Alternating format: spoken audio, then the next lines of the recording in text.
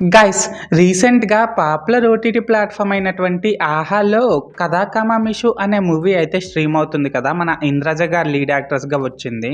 అయితే నేను ఆ మూవీని జస్ట్ ఇప్పుడే చూడడం అయితే జరిగిందండి. సో, ఈ వీడియోలో మనం ఏంటంటే అసలు ఆ మూవీ ఎలా ఉంది, ఏంటి అనేది డిస్కస్ చేద్దాం. ఓకేనా?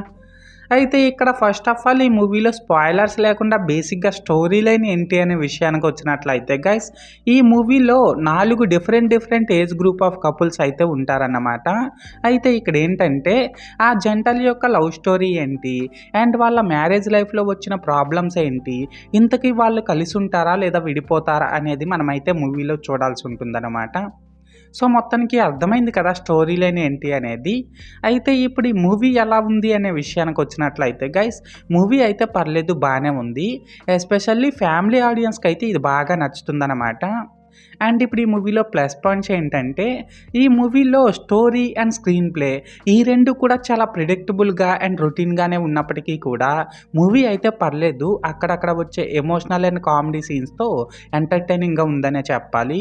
ఇంకా దీని డైరెక్టర్స్ ఏమో భార్యాభర్తల మధ్య ఉండే బాండింగ్‌ని అండ్ ఆ ఎమోషన్స్‌ని స్క్రీన్‌పై చాలా బాగా ప్రెజెంట్ చేశారన్నమాట. దీనికి తోడు ఇందులో యాక్ట్ చేసిన యాక్టర్స్ అందరూ కూడా వాళ్ళ క్యారెక్టర్స్‌కి తగ్గట్టు బానే పెర్ఫార్మ్ చేశారు.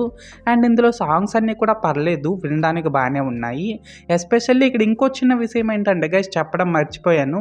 ఇందులో ఒక సాంగ్ ఏమో మన ఎస్‌పి బాలసుబ్రహ్మణ్యం గారి వాయిస్‌తో అయితే ఉంది. అయితే ఆ సాంగ్‌ని నిజంగానే మన ఎస్‌పీబీ గారు పాడారో లేదా ఏఐతో అలా పాడించారో తెలీదు కానీ ఆ సాంగ్ మాత్రం చాలా బావుందనమాట. లాస్ట్‌గా ఏంటంటే ఇందులో బీజీఎం అండ్ సినిమాటోగ్రఫీ ఈ 2 కూడా పర్లేదు, స్టోరీకి బానే యాప్ట్ అయ్యాయి. సో, మొత్తానికి ప్లస్ పాయింట్స్ విషయానికొచ్చినట్లయితే ఇదన్నమాట మ్యాటర్. అండ్ ఇప్పుడు ఈ మూవీలో నాకు కనిపించిన మైనస్ పాయింట్స్ విషయానికొచ్చినట్లయితే గైస్, ఈ మూవీలో నాకైతే పెద్దగా మైనస్ పాయింట్స్ అయితే కనిపించలేదండి. జస్ట్ ఒకటే కనిపించింది. అదేంటంటే మూవీ అయితే కొంచెం స్లోగా అండ్ ట్విస్ట్‌లు, టర్న్‌లు ఏం లేకుండా చాలా ప్లెయిన్‌గా వెళ్తుంది. సో, దానివల్ల ఏంటంటే ఈ మూవీ నుంచి ట్విస్టుల్ని, టర్నుల్ని ఎక్స్‌పెక్ట్ చేసే వాళ్ళకైతే ఈ మూవీ నచ్చకపోవచ్చనమాట. సో, మొత్తానికి మైనస్ పాయింట్స్ విషయానికొచ్చినట్లయితే ఇదన్నమాట మ్యాటర్. అయితే ఇక్కడ ఓవరాల్‌గా ఏంటంటే గైస్, ఈ మూవీ బావుందా? బాలేదనేసంటే నేను ముందు చెప్పినట్లు పర్లేదండి, బానే ఉంది. అండ్ నేను ఈ మూవీకి 5కి 2.5 రేటింగ్ ఇస్తున్నా. సో, మీరు కూడా ఒకవేళ ముందే ఈ మూవీని చూస్తున్నట్లయితే మీరు దీనికి ఎంత రేటింగ్ ఇస్తారో అది కామెంట్ సెక్షన్‌లో చెప్పేయండి. ఓకేనా? This is Lokesh signing out. జై హింద్.